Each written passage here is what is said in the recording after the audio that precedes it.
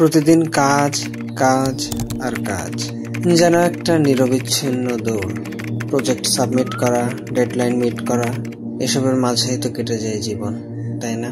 কিন্তু কখনো কি ভেবে দেখেছি এই দৌড়ের মাঝে আমি নিজেকে কতটুকু সময় দিচ্ছি?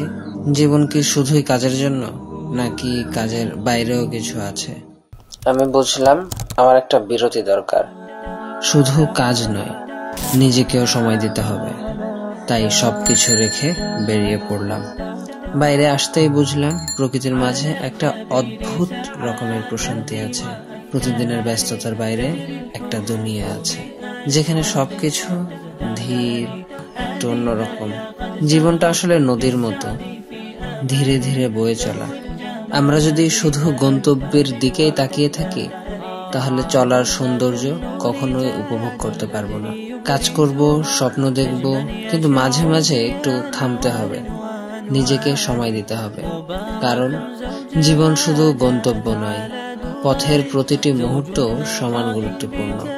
তাই তুমি যদি আজ ক্লান্ত হও, যদি মনে হয় সবকিছু বড্ড বেশি কঠিন, একটু থামো, একটু নিঃশ্বাস নাও।